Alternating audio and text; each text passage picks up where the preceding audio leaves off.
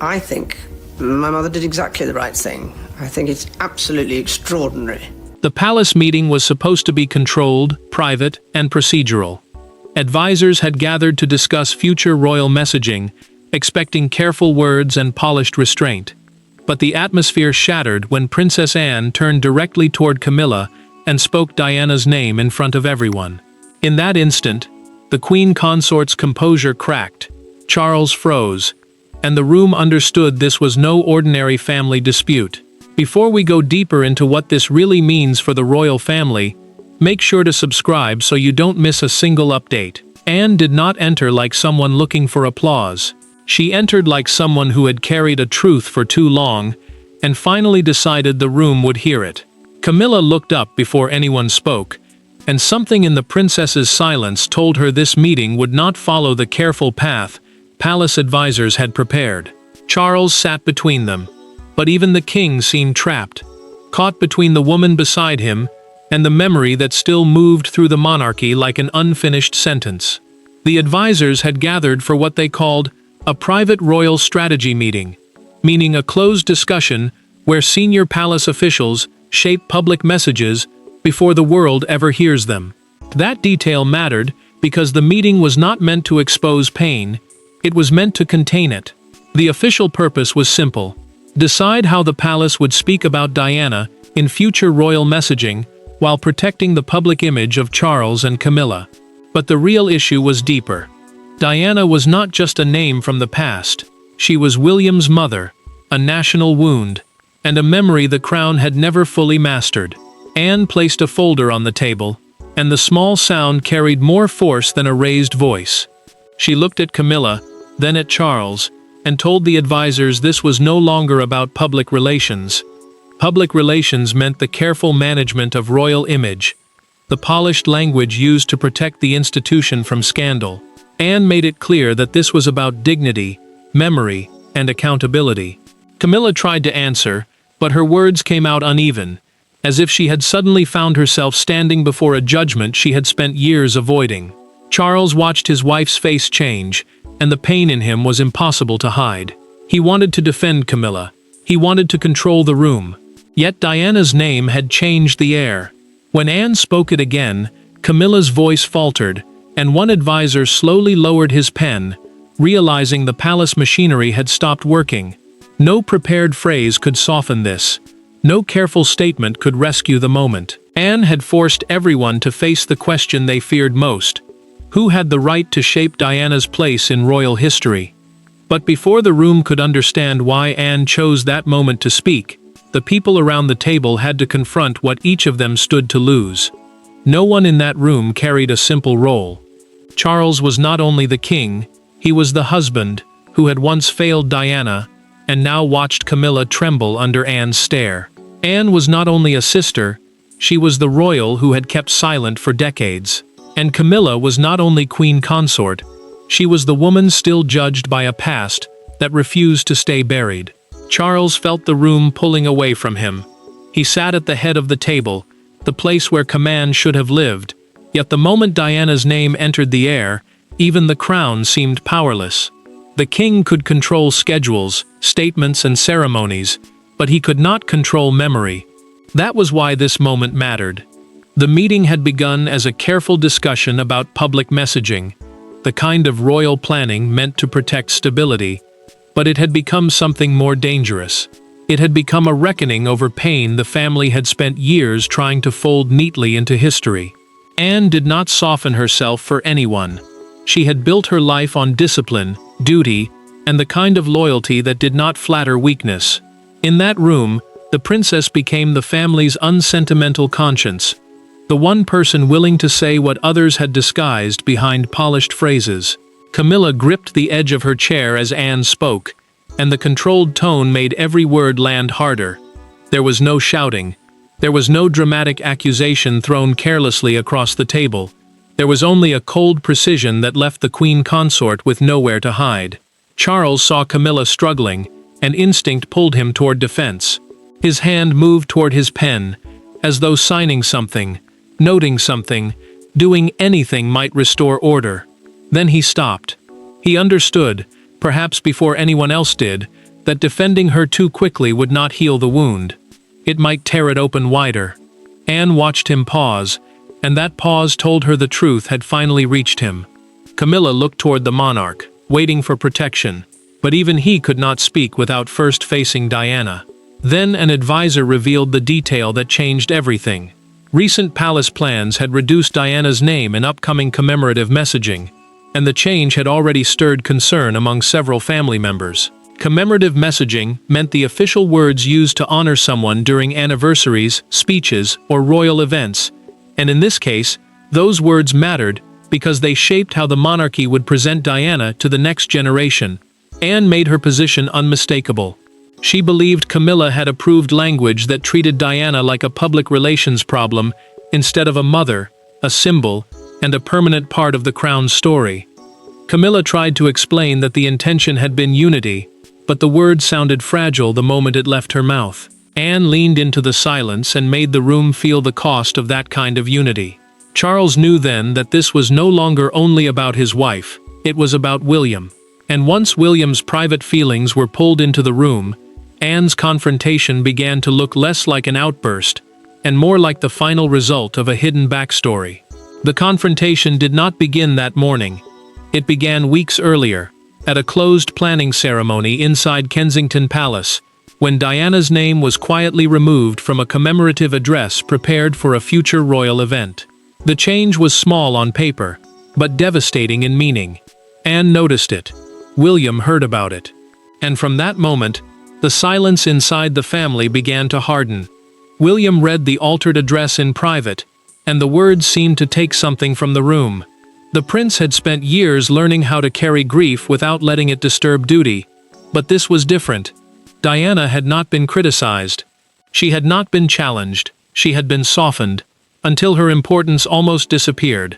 A commemorative address meant a formal speech, prepared to honor a person or moment during an official event. And that mattered, because these words would tell the public how the crown wanted Diana to be remembered. If her name could be reduced there, then her place in the monarchy's future could be quietly reduced too. Anne understood the danger before anyone explained it. She had seen the original draft, and she knew the wording had once honored Diana's influence on William's public life with directness and respect. Then came the revised version, presented as a neutral adjustment, as if removing emotional weight was the same as improving balance. The princess saw through it immediately. To her, this was not careful language. It was a retreat. It was the palace trying to make Diana easier to manage, easier to place at a safe distance, easier to turn into history without letting her remain a force. William folded the paper once and set it down without a word. That silence troubled Anne more than anger would have. The future king did not ask for sympathy. He did not demand correction. He simply became still, and in that stillness, the princess recognized a pain she had seen before: the old royal habit of forcing grief to behave in public. Anne knew then that the altered words had touched something deeper than a speech. They had touched a son's memory of his mother. Then came the admission that gave the moment its hidden edge. A palace advisor confirmed through a documented internal account that the revised wording had been approved through Camilla's office. That made the Queen Consort impossible to separate from the decision, even if others had shaped the language around her. Anne kept a copy of the original draft, not as a weapon for revenge, but as proof that Diana's memory had been deliberately softened for convenience, proof that the family's silence had protected the wrong thing for too long. By the time the private strategy meeting began, Anne was no longer carrying suspicion. She was carrying a document, a trigger, and a decision to speak before witnesses. So when Anne finally faced Camilla across the table, the confrontation was not sudden at all. It was the moment everyone had delayed, until delay became impossible. Anne did not raise her voice. That made it worse. She looked directly at Camilla, placed the altered draft beside the original, and asked why Diana's name had been treated as something to erase. The advisors stopped moving. Charles looked down. Camilla tried to answer, but the words would not come cleanly. Then Anne delivered the sentence that broke the room open. Camilla felt the accusation before she fully heard it. The Queen Consort sat opposite Anne. Yet the distance between them seemed to vanish the moment those two papers touched the table. Charles remained between them, but his position had become impossible. He was not only a monarch guiding a meeting, he was a husband watching his wife weaken, a brother hearing his sister speak with cold certainty, and a man forced again into the shadow of Diana. The advisors understood why this mattered. This was no longer about one speech. It was about whether the palace had tried to make a painful truth smaller, so the present could look cleaner. Anne pushed the original draft forward first, then the altered version. A commemorative address was supposed to honor a public figure through official royal words, and these two versions told two very different stories. One recognized Diana as a mother whose influence still shaped William's duty. The other treated her like a sensitive detail to be managed. Anne made the room face that difference. She did not need to decorate the accusation. The papers did the work. Camilla insisted the change had been meant to protect unity, to prevent old wounds from reopening, to keep the family from being dragged backward. Anne listened, and that silence became brutal. Then the princess answered that unity built on erasure was not unity at all. It was fear, dressed as peace. Camilla's face changed, because the word erasure struck deeper than blame. It suggested intent. It suggested a pattern. It suggested that Diana's memory had not simply faded through time, but had been deliberately softened whenever it made powerful people uncomfortable. Charles reached for control, but even he seemed to understand that the room had moved beyond royal management. One advisor tried to step in, speaking carefully about tone, public balance, and institutional protection. Institutional protection meant the palace's habit of guarding the monarchy's image before anything else, and in that moment, the phrase sounded almost cruel. Anne raised one hand slightly. The advisor stopped. No order was spoken, yet everyone obeyed. The princess turned back to Camilla and said Diana was not a chapter to close. She was the mother of the future king, and the monarchy owed her more than careful wording. Camilla broke then, not loudly, not theatrically, but completely enough that no one could pretend they had not seen it. Charles finally spoke, and the room waited for him to defend her. Instead, the king asked to see every draft connected to Diana's name. That single request changed the meeting from an emotional confrontation into a struggle over who truly controlled the palace narrative. Power in the palace rarely announces itself loudly. It moves through papers, approvals, initials, and the quiet pause before a monarch answers. When Charles asked for every draft, the advisors understood that Camilla was no longer protected by assumption. Anne had forced the question into the open, and now the king had to decide whether loyalty meant shielding his wife or acknowledging Diana. Charles took the first stack of papers and began reading with a silence that unsettled everyone more than anger could have. The king removed his glasses, slowly, and that small movement told the room what no speech could say. He was tired. He was guilty. He recognized the pattern. For years, the palace had treated Diana's memory like something dangerous, something that needed careful handling before it touched the public again. That mattered, because Diana was not only part of royal history, she remained central to William, to Harry, and to the trust millions still placed in the monarchy's emotional honesty. Anne watched her brother read, and she did not move to comfort him. The princess understood that comfort had often been the problem. Too many people had softened the truth for Charles. Too many advisors had wrapped pain in polished language until no one had to feel responsible. Communications staff, private secretaries, and senior advisors had all played their parts. Communications staff meant the palace team responsible for shaping official statements, speeches, and public messages, while private secretaries were trusted aides who helped senior royals manage decisions behind closed doors. Together, they had turned Diana's legacy into a sensitive reputational issue instead of a living family wound. Camilla watched Charles turn each page, and the fear in her deepened. She had expected him to defend her, to separate her from the wording, to remind the room that unity mattered. But the monarch was no longer simply looking at papers. He was looking at a history neither of them could control. The Queen Consort understood then that Diana's name had survived every attempt to make it smaller. It had survived time, silence, ceremony, and careful editing. Now it sat between husband and wife like a truth neither could push aside. Then the senior advisor spoke. His voice was careful, but the admission landed heavily. Camilla's office had requested reduced emotional emphasis around Diana's name in official language. Official language meant the exact words approved for royal speeches, statements, and ceremonies, and those words carried power because they shaped how the crown wanted the public to remember someone. Anne did not accuse Camilla of cruelty. That would have allowed denial. Instead, the princess accused the palace of cowardice, and the charge was harder to escape because it touched everyone in the room. Charles set the papers down and made the decision no one expected. He ordered a pause on all Diana-related messaging until William was consulted personally.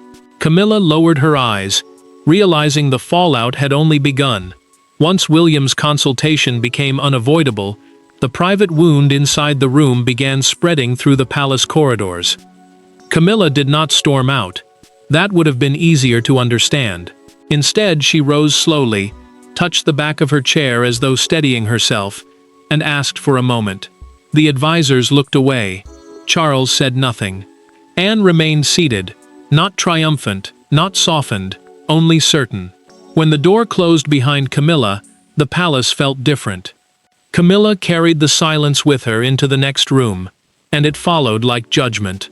The Queen Consort sat alone, pressing a handkerchief between her fingers, not because she wanted sympathy, but because she suddenly understood the shape of her isolation. Diana was gone, yet her memory still had the power to divide a room, stop a king, and leave Camilla standing outside a conversation about the very monarchy she had spent years trying to serve. That was why this moment mattered. It proved that titles could place a woman beside the throne, but they could not erase the emotional history that came before her. Charles remained in the meeting, and that choice spoke louder than any defense. The king did not follow Camilla. He stayed with Anne, the advisors, and the papers that had caused the rupture. A private royal strategy meeting was meant to settle official messaging before it reached the public, but now it had become evidence of a deeper failure. The advisors could no longer pretend this was routine. One chair was empty. One woman had broken down. One name had changed the balance of the room. Diana had turned a discussion into a reckoning without being present at all. Anne looked toward the closed door, and for a brief moment, certainty gave way to sadness. The princess felt no victory. She knew truth could wound even when it was necessary. She had confronted Camilla because silence had become impossible, not because cruelty had become acceptable. Still, the damage was real. Camilla was shaken. Charles was exposed. The advisors were frightened. And Anne understood that once truth entered a room like that, no one left untouched. Then Charles asked the question that made the fallout sharper. Had William seen the revised language? The answer did not come quickly. One advisor hesitated just long enough for everyone to understand the truth before it was spoken. The future king had been indirectly affected without being fully consulted. That mattered because Diana's legacy was not just a palace issue. It belonged to her sons, and especially to William, whose public life had been shaped by both her absence and her influence. Charles ordered the disputed wording suspended.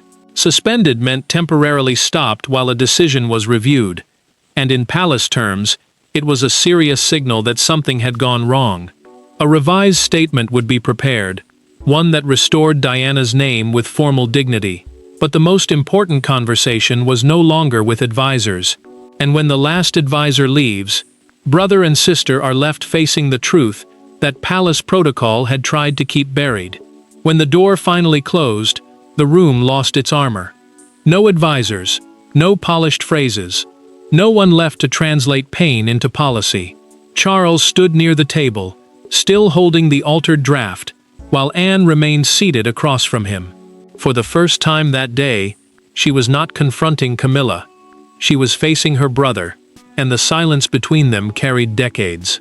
Charles looked at the paper as if it had become heavier in his hand. The king had entered the meeting, prepared to manage tension, but now management felt like surrender.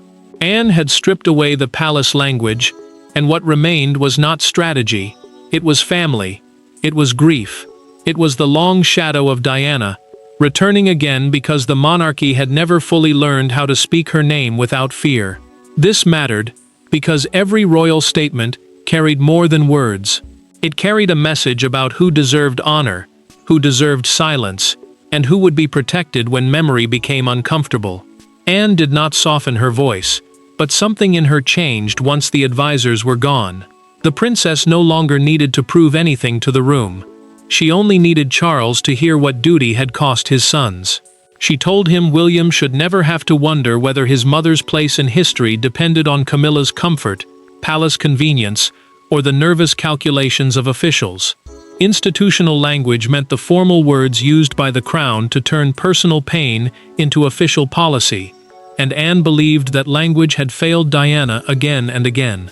Charles absorbed the accusation without interruption. The monarch admitted, quietly and painfully, that he had spent years trying to protect the present from the past. He had believed peace required careful distance. He had believed Camilla could be spared if Diana's memory was handled gently, cautiously, almost indirectly.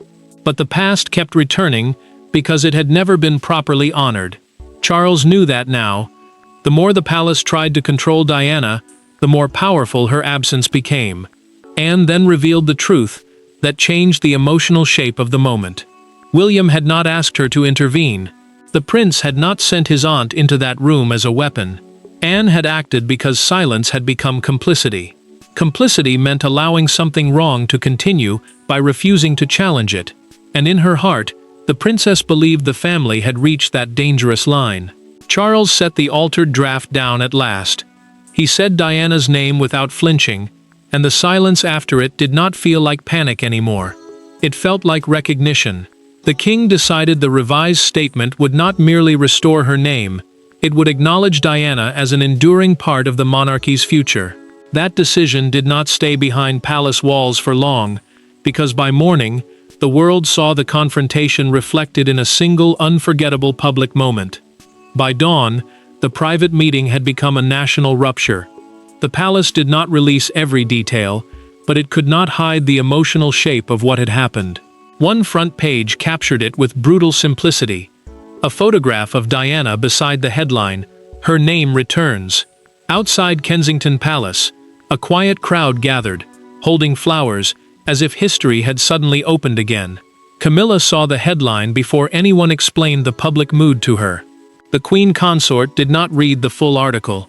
She turned the paper over with a slow, wounded movement, as though the words themselves had crossed into a place she could not defend. For years, she had stood beside Charles, endured judgment, accepted duty, and believed time would soften what people remembered. But that morning proved something harsher. Acceptance could not be commanded. It could not be written into a palace statement. It could not be secured by title, ceremony, or proximity to the throne. Anne heard about the flowers at Kensington Palace, and understood at once why the moment mattered.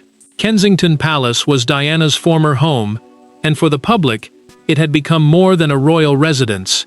It was a place where grief, memory, and loyalty still gathered when her name returned to national conversation. The princess did not celebrate the reaction. She accepted it with quiet certainty. The public had understood what the palace had avoided saying. Diana had never been only a chapter in royal history. She remained a living emotional force, especially because William's future carried her influence forward. Charles watched the revised statement move through official channels, and the king knew the monarchy had crossed a line it could not uncross. The statement formally restored Diana's name and acknowledged her continuing influence on William's role and the future of the crown. A royal statement meant an official message released by the palace to define the institution's position. And this one mattered because it corrected more than wording. It corrected tone.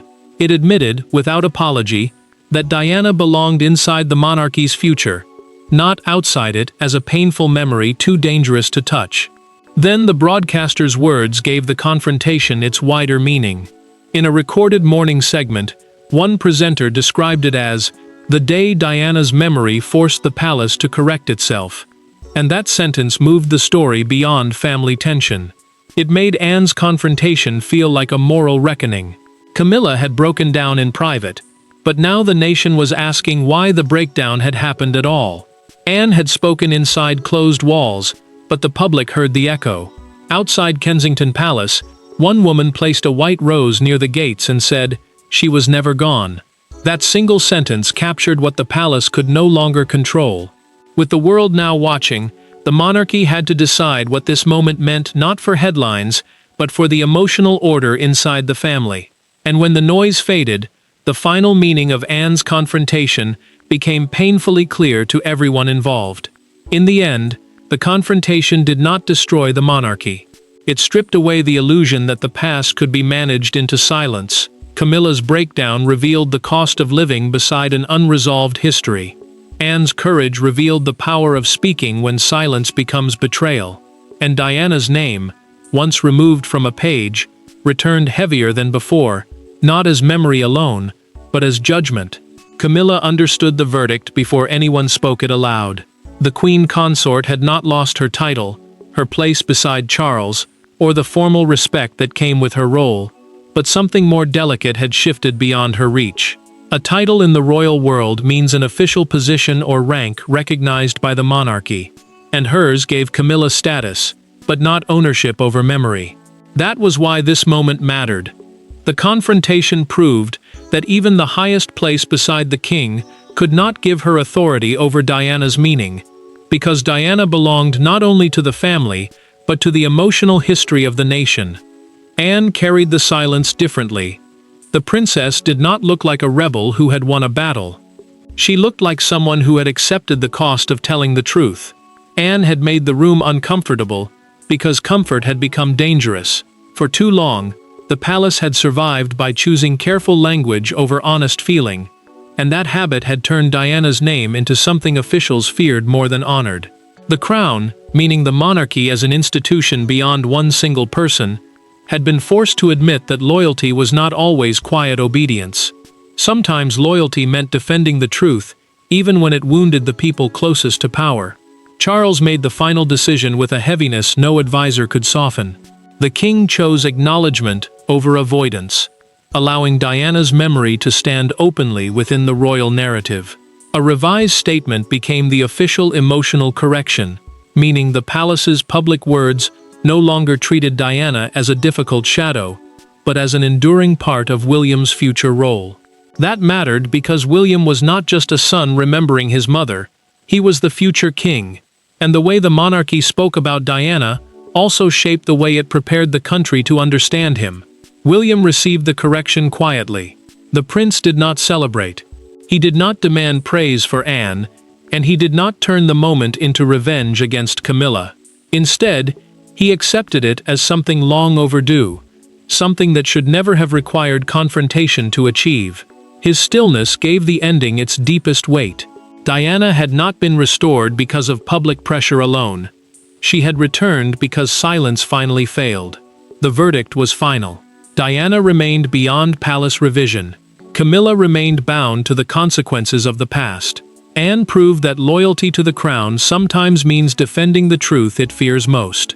The room had begun with silence, but it ended with a verdict the monarchy could no longer escape. Diana's name still carried the power to humble the palace. Thanks for watching.